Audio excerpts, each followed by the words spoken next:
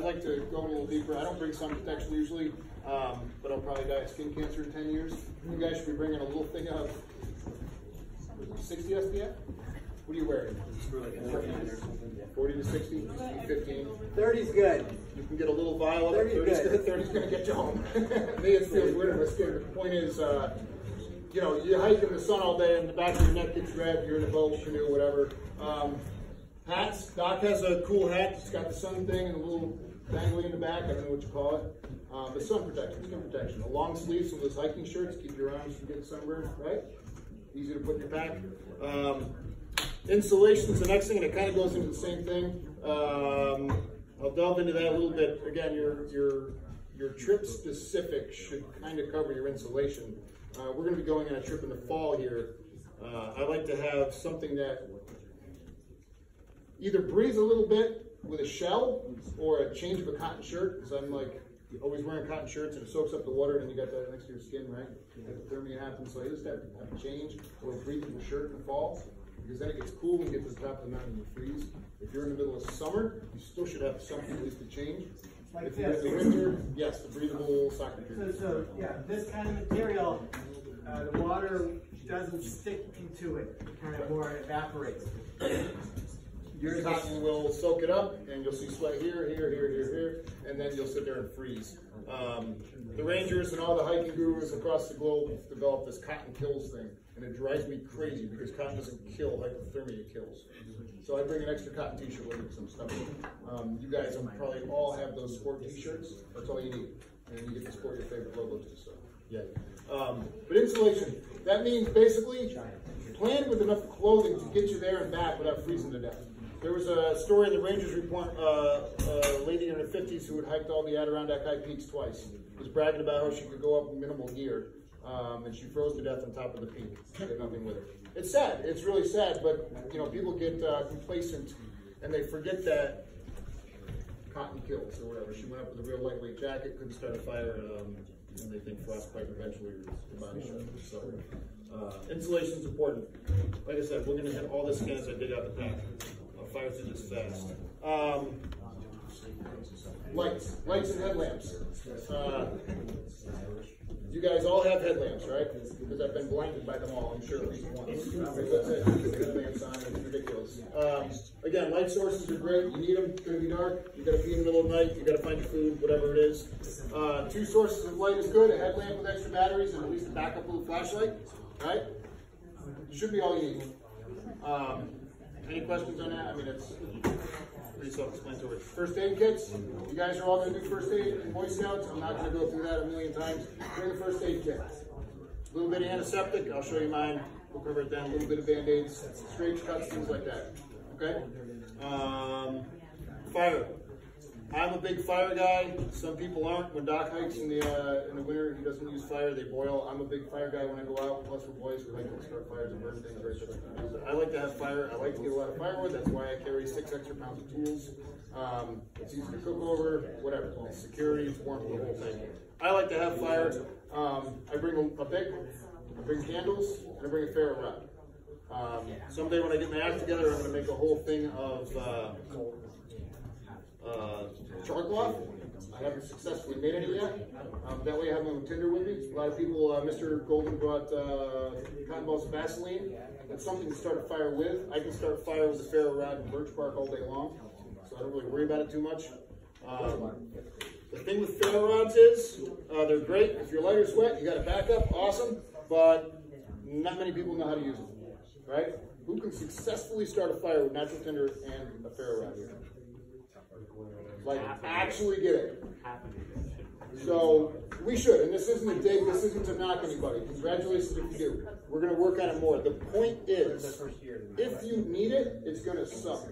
Your hands are going to be cold, you're going to be wet, for whatever reason, it's going to be an emergency. And if you don't know how to be proficient with that thing when you're in perfect conditions, it's going to really be hard when you're out there in trouble. So the point of those is a survival tool. That's why I use it, because it's fun as heck, but also it's to make sure my skills are proficient. Everybody with me? Ferros. Yeah, I'll dig it out. Yeah, it's some kind of alloy with a striker in it. It's a a new version of flint and steel. It's some kind of alloy you can buy. I'll go over this all in a minute, but they're awesome and cheap. And yeah, sorry guys. 10 Essentials always calls for repairs, a repair kit or a tool. The Boy Scout kits you guys are supposed to have a little sewing needle and some gadgets with you, right? I bring a crap load of paracord and a multi-tool. And that pretty much can do just about anything you need, from splints to bear bags to tying your bag back together or carrying other people's gear, right? And a multi-tool is perfect because you can use it as a backup knife, you can pull splinters, you can do all sorts of goodies with it, right? So that to me, that's, again, that should be in your book, which you should be reading, but I don't think you need to bring a sewing kit. I don't want to argue with the Boy Scouts of America, but that's just me. I think that if it rips, if it's that bad, you're probably going to just carry it. I don't agree with not using ATVs. Science and such as though. Nutrition and food. So the big thing with this is you're always going to bring food, you're always going to bring a meal, right? We're going to plan meals, we're going to bring dehydrated stuff and memories and blah, blah, blah. When you're talking about the 10 essentials, what they want you to kind of get across your mind is you're going to burn an extra ton of calories going on these things. You're going to burn a 3,000 calorie day hiking. Your hydration levels are going to be a lot lower. You're going to use a lot more resources, right? So bring your meals for what you think you need or your group needs, but also throw a couple extra power bars or something in your backpack, because if you get run down, your sugar drops. We had a couple people on the hike last time that felt a little, had to sit down because your blood sugar is getting low because your body's working overtime, right? You're a little dehydrated and you ate 5 cheeseburgers the night before and whatever, right? These things happen. So the idea is bring extra calories with you, right?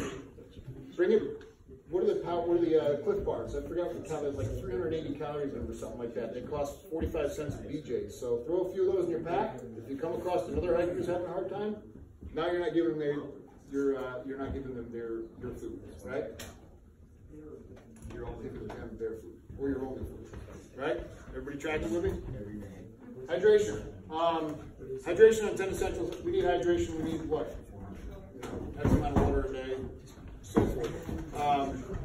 I bring a liter bottle with me, sometimes 2, depending on where I'm going, and I always bring purification tablets, and I have a pump. I have a big pump. I'll show you, because we always have a big group. And other people always need water. You need to have water. If you're going on a hike, looking at a map, you should know where the water is. You should know if you have to bring extra water with you. If you don't have water where you're going, you're going to kind of be in trouble. You're going to run out of your 2 liters in no time, right? Most of us have 1 liter, 2 liter type of vessels we're bringing. That's super important, not for you, but for everybody else too. Along with that, if you know you're going to be hiking, even in the fall, even in the winter, hydrate the day before. Make sure your pee's not like rancid and stinky and yellow, right?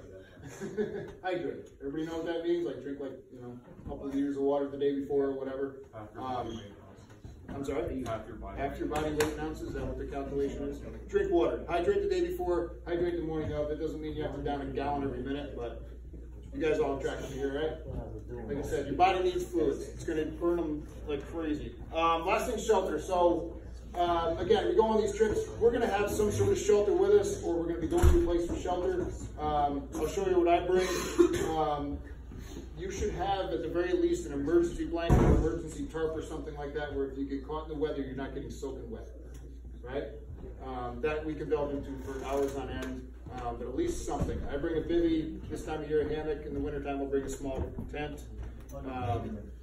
We should have some sort of shelter. Again, a lot of this can apply, all that 10 essentials pretty much applies to hiking on a day pack. You come across somebody else in trouble, all those things can save their lives as well as yours, okay? 10 essentials, you can Google it and find 17,000 different variants of it. I was planning on panic sleeping, put the tarp diagonally, it keeps most of the rain out. It works.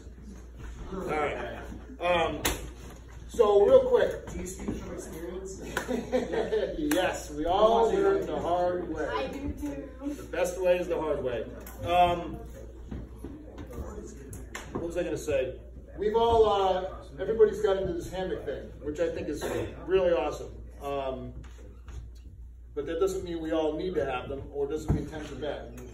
I've never really been a big tent guy, but for stuff like this, a little free man, this can be broken down into a couple different backpacks. is really all you need. Bringing huge tents for one person to sleep in, you're just going to be carrying extra weight. I just want to touch on that real quick. If I'm bringing, like I brought my daughters last time, they'll probably go this time, and if I don't think we can get a lean-to, I'll usually carry the extra weight of a tent just because I know that everybody's going to have some sort of shelter. So, again, don't pack some huge 6-man tent that your grandpa gave you with canvas and the aluminum poles on a